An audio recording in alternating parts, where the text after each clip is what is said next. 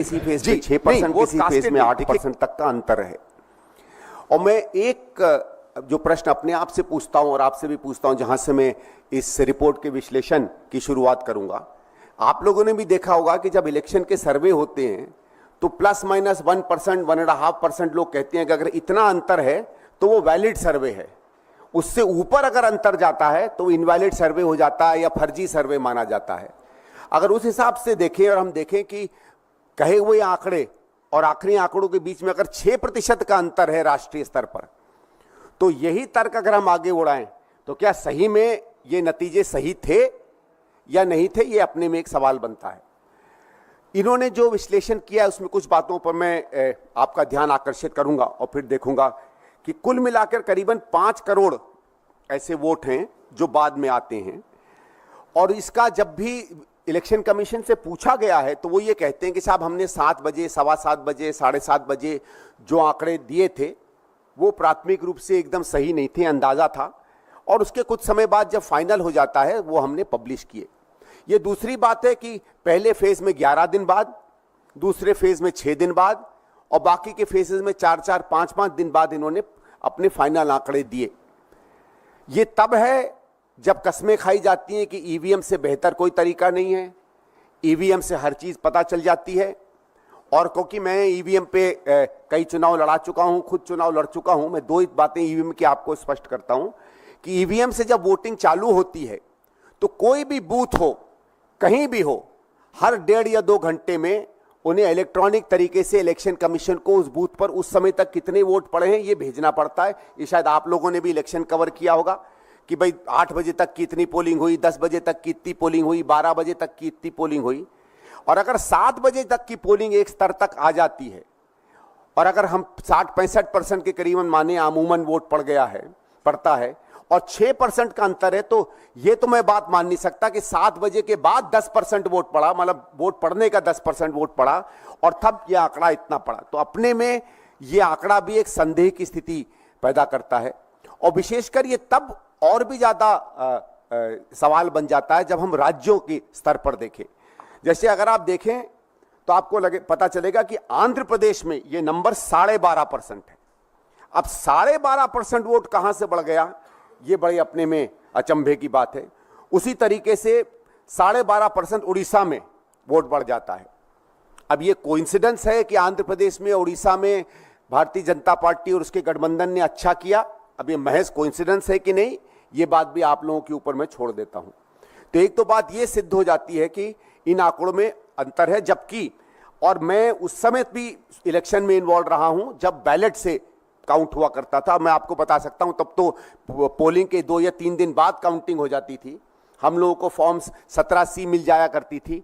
मैं खुद आपको 84 का अनुभव बताता हूं। 84 क्योंकि आज के हिसाब से तो एक समझ लीजिए डायनासोर के युग का टेक्नोलॉजी इस्तेमाल होती थी। हमारे यहाँ पोलिंग हुई, 3 दिन बाद काउंटिंग हुई, अगले दिन उसके 2 दिन बाद जब हम लोगों ने काउंटिंग एजेंट्स को फॉर्म दिए तो हमारे पास पूरा नंबर था, कितनी वोटिंग पड़ गई, कितना उसका वोट था। उस समय खैर ईवीएम मशीन का नंबर नहीं होता था। और जब काउंटिंग से हम लोगों ने रिलेट किया तो पाया कि 99.9% काउंटिंग बिल्कुल मैच कर रही है। तो जब मैनुअल के जमाने में इतनी हाई तरीके की एक्यूरेसी हुआ करती थी, इलेक्ट्रॉनिक जमाने में जो जाना जाता है अपनी एक्यूरेसी के लिए, इतना ज्यादा अंतर हो जाए, कुछ राज्यों में 12-12, 15-15% का अंतर हो जाए, ये अपने में पूरी की पूरी इलेक्शन प्रक्रिया पर सवाल खड़े करता है। फिर एक बात इसमें बताई गई जो बड़ी रुचिपूर्ण है, वो ये कहते हैं कि जब इलेक्शन कमीशन से पूछा गया तो इलेक्शन कमीशन ने कहीं ये जवाब दिया कि साहब कभी कभी हमको दिक्कत आती थी, हम पूरी इंफॉर्मेशन नहीं बता पाते थे, कभी नेट नहीं चलता था। तो ये तो इस बात से बिल्कुल विरोध में आता है कि जब प्रधानमंत्री हमारे कहते हैं कि देश पूरा डिजिटल इंडिया हो गया है, हर चीज की खबर मेरे पास आती रहती है, कोई ऐसी जगह नहीं बची है जहां 5G 4G नहीं चल रहा है, तो जब हम इतनी टेक्नोलॉजी में आगे बढ़ गए हैं तो इतना बड़ा अंतर क्यों आता है। फिर एक और आंकड़ा इलेक्शन कमीशन ने दिया जो खुद वो आंकड़े का जवाब ही इलेक्शन कमीशन की इस पूरी प्रक्रिया पर सवाल खड़ा करता है। इलेक्शन कमीशन ने 2019 के बारे में बताया कि तब भी कुछ फेजेस में हम लोग देरी से डेटा दे पाए थे, ठीक है, लेकिन उस समय जो डेटा इन्होंने 7 बजे तक दिया था अलग अलग फेजेस का, और अंत में जो डेटा आया था उसमें 1 दशमलव से भी कम का अंतर था, लेस देन 1% डिफरेंस था। चलिए 1% का डिफरेंस हो सकता है, 7 बजे के बाद पोल पड़ा हो, कहीं खबरें नहीं आई हो, कहीं इंटरनेट नहीं चल रहा हो, लेकिन जब 5 साल में टेक्नोलॉजी आगे बढ़ जाती है, देश विकास के रास्ते पे माना जाता है, चढ़ता चला जा रहा है, हम पहले गुरु थे या विश्व गुरु हो गए हैं, तब 1% से 6% हम लोग और नीचे गिर जाते हैं। ये सवाल न केवल इलेक्शन कमीशन पे पड़ता है बल्कि पूरी प्रक्रिया पे पड़ता है। और दुर्भाग्य की बात यह है कि इलेक्शन कमीशन ने बार बार जब उनको इन आंकड़ों को उनके सामने रखा गया तो उन्होंने इस बात को ठीक नहीं माना कि वो किसी भी तरह इसमें कोई जवाबदेही बनाए। ठीक है, वो संवैधानिक संस्था है, लेकिन जब संवैधानिक संस्था के काम इस देश की जमहूरियत और लोकतंत्र पर सीधा सीधा असर करते हैं और लोगों के अंतर में ये बड़ा सवाल आता है, तो मुझे लगता है इलेक्शन कमीशन की ये जिम्मेवारी बनती है कि इस पर वो अपनी बात या अपना पक्ष रखें। फिर इसी वोट फॉर डेमोक्रेसी ने एक बड़े इंटरेस्टिंग आंकड़े को सामने रखा। उन्होंने तमाम कॉन्स्टिट्यूंसियों में देखा कि क्या वोट का जीतने का या हारने का अंतर था, और उन्होंने देखा कि 89 ऐसी कॉन्स्टिट्यूंसीज हैं जिसमें अगर ये वोट परसेंटेज बढ़ा नहीं होता तो वोट परसेंटेज जो बढ़ा है और भारतीय जनता पार्टी के जीतने के बीच में जो अंतर है उसकी प्रतिद्वंदी नंबर 2 की पार्टी से, वो उससे ज्यादा पड़ता है। यानी अगर ये माने कि पूरी की पूरी ये जो वोट बढ़े थे इसमें शायद अगर कोई धांधली हुई है, तो ये मान लीजिए कि 89 सीटें ऐसी हैं जो भारतीय जनता पार्टी इस मैनिपुलेशन से जीती है। चलो मान लेते हैं 89 नहीं, ये मान लेते हैं कि 6.5% नहीं, 1% तो नॉर्मल होता था, तो उसको आप 6% मान लीजिए, 5.5% मान लीजिए, 5% मान लीजिए, तब भी 55 से 60 सीटें ऐसी हैं जिस पर संदेह का एक सवाल खड़ा होता है। अगर आप 50-55 सीटें इसमें भारतीय जनता पार्टी की कम कर देते हैं और उनकी विरोधियों पार्टी की बढ़ा देते हैं, तो आप खुद ही समझ सकते हैं कि उसके बाद जब 4 तारीख के बाद शपथ ली जाती तो किस दल का या किस समूह का इंसान जो है प्रधानमंत्री बनता। तो मेरे ये सीधे सीधे सवाल इलेक्शन कमीशन से बनते हैं कि ये रिपोर्ट बहुत ही डिटेल में, मैं आप लोगों से आग्रह करूंगा इस रिपोर्ट को देखें, उसके कुछ ही पन्ने में लाया हूं। उन्होंने कॉन्स्टिट्यूंसी वाइज इसका विश्लेषण किया है, फेज वाइज विश्लेषण किया है, राज्यवार किया है, पार्लियामेंट्री सीट वाइज किया है, और दिखाया है कितने कितने अंतर से कौन कौन जीता और कहां कहां ये जो वोट परसेंटेज बढ़े हैं।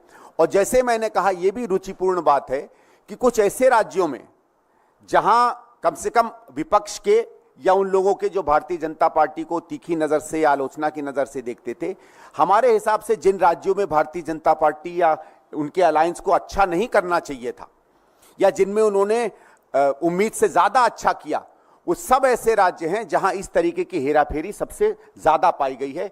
उसमें महाराष्ट्र है, उसमें आंध्र प्रदेश है, उसमें उड़ीसा है, उसमें बिहार है, और उसमें कुछ बाकी राज्य हैं जो इस तरह में आते हैं। तो हम भारतीय राष्ट्रीय कांग्रेस की तरफ से ये आग्रह करेंगे, अनुरोध करेंगे इलेक्शन कमीशन से कि इस रिपोर्ट को वो गंभीरता से लें। ये उसकी अपनी अकाउंटेबिलिटी का प्रश्न है, उसकी अपनी जवाबदेही का प्रश्न है, उसकी अपनी इमेज का प्रश्न है।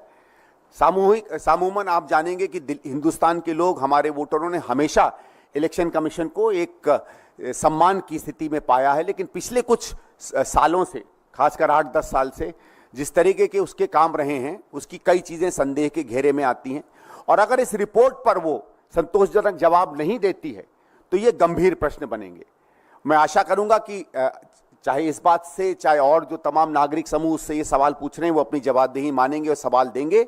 और अगर ऐसा नहीं होता है तो हमारी पार्टी इस बात पर सोच रही है कि क्या इसको हम किसी न किसी और स्तर पर या बड़े स्तर पर ले जाकर इस पर कोशिश करें कि क्या इस पर इंक्वायरी हो सकती है या इलेक्शन कमीशन पर हम प्रभाव डलवाएं। Thank you. सर, क्या लीगल रूट भी आप अपना सकते हैं इस पूरे इशू को लेकर? अगर आप कह रहे हैं कि आंकड़ों का परसेंटेज का इशू है, आंध्र प्रदेश से लेकर महाराष्ट्र तक आप गिनवा रहे हैं, तो क्या कोर्ट का दरवाजा भी आप खटखटा सकते हैं इस डेटा के बेसिस पे? देखिए, ये हो सकता है, लेकिन ये थोड़ा पेचीदगी वाला मामला है, क्योंकि कई बार हमने देखा है कि जब ऐसे सवालों को हम कोर्ट के सामने ले जाते हैं तो कोर्ट कहते हैं कि नहीं, हम इसको इलेक्शन कमीशन पे रखेंगे। तो मैं तो ये आशा करूंगा कि इलेक्शन कमीशन ही गंभीरता से इस प्रश्न को देखे। लेकिन अगर नहीं होता है तो क्या हम कोई और संस्था के पास जाते हैं या कोर्ट के पास जाते हैं, जैसे आपने सुझाव दिया है? मेरे ख्याल से ये हमारा शीर्ष नेतृत्व जो है इस बात को तय करेगा। सर, में चुनाव आयोग के, मैं आपको अभी पूरा आंकड़ा, और ये वही रिपोर्ट है सर जो एडीआर ने अभी, नहीं, ये वोट फॉर डेमोक्रेसी एडीआर ने एक रिपोर्ट छापी, उसी के साथ साथ एक एक्सपर्ट्स ग्रुप का है, वीएफडी रिपोर्ट है। मैं रिक्वेस्ट करूंगा हमारे साथियों से कि अगर सबको वो रिपोर्ट दे दें, वॉइस फॉर डेमोक्रेसी, और इसमें 3 या 4 एक्सपर्ट्स का इन्होंने नाम दिया था, वो नाम भी मैं आपको दे सकता हूं। टोटल वोट जो हैं कुल मिला के 4,65,46,000 को, तो 4,65,00,000 आप मान लें, अमूमन 5 करोड़ के करीब वोट्स हैं। और जो टोटल परसेंटेज है वो करीबन अलग अलग फेजेस में अगर आप जानना चाहें तो मैं वो अलग अलग फेजेस का आपको टोटल मिलाकर 4.7% अंतर होता है। ये एक शीट है, अगर आप चाहें तो इसको कॉपी ले सकते जी। 4.7% का अंतर हुआ है, लेकिन अंतर 4.7% अपने में उतना बड़ा तो है, तो जहां 1% होता था वहां समझ लीजिए 500% डिफरेंस हुआ है। लेकिन राज्यवार कुछ राज्यों में बहुत बहुत अंतर हुआ है। और अगर आप फेज वाइज देखेंगे, जैसे जब आपने पूछ ही लिया तो मैं कुछ फेज वाइज के कुछ ऐसे ऐसे आंकड़े आपको बताता हूं। जी नहीं, वोट कास्टेड नहीं। देखिए क्या है, वोट कास्ट हमको कैसे पता चलता है, आपने देखा होगा इलेक्शन कमीशन बूथों से जानकारी मंगवाता है, और जिस दिन पोल चल रहा होता है तो वो राज्यवार आपको आंकड़े देता है कि दिल्ली में 12% वोट पड़ा, हिमाचल में 12 बजे तक 63% वोट पड़ा। तो वो अलग अलग 2-2, 3-3 घंटे में अलग अलग वोट के परसेंटेजेस आपको बताता है। और आखिरी आंकड़ा जो रात को पब्लिश होता है वो अमूमन 6:30-7 बजे तक का माना जाता है, क्योंकि ये होता है 5 बजे पोल बंद होते हैं, जितने लोग एंटर कर गए पोलिंग बूथ में वो पोल करेंगे। और सबका अनुभव ये है कि 99-98% तक व्यक्ति जो है 98-99 6-6:30 बजे तक पोल पड़ जाते हैं। अब तो ऐसा है, क्योंकि अगर आप लोगों ने मशीनें देखी होंगी, आपको कोई मैनुअल काउंट भी नहीं करना पड़ता। जो पीठासीन अधिकारी है उसके सामने जो मशीनें पड़ी होती हैं उसमें एक्चुअल दिखता है कितना वोट पड़ा है। तो इसमें कोई ये भी नहीं हो सकता कि गणित में कोई दिक्कत हो। उनके पास, मुझे मालूम है कि उनको हर 2 घंटे में या 3 घंटे में वाया व्हाट्सएप या जो भी उनका कम्युनिकेशन सिस्टम होगा, उन्हें अपने अपने स्टेट इलेक्शन कमीशन और स्टेट इलेक्शन कमीशन से जहां एग्रीगेट होता है नेशनल कमीशन की तरफ, उनको आंकड़े भेजने पड़ते हैं कि इस समय तक इतनी पोलिंग हुई है। तो जब इतनी एग्जैक्टनेस और इतनी स्पेसिफिसिटी पूरे सिस्टम में है, तो 4-5% का अमूमन, और कुछ कुछ जगहों पे 12-12, 15-15, 16-16% का कहां से अंतर हो सकता है। और अगर आप देखें तो ये कोई बियाबान जंगल के राज्य नहीं है, इसमें आंध्र प्रदेश है, इसमें उड़ीसा है, इसमें महाराष्ट्र है। तो ये भी नहीं बात चल सकती कि साहब इंटरनेट्स नहीं काम कर रहे थे, सिस्टम्स नहीं काम कर रहे थे।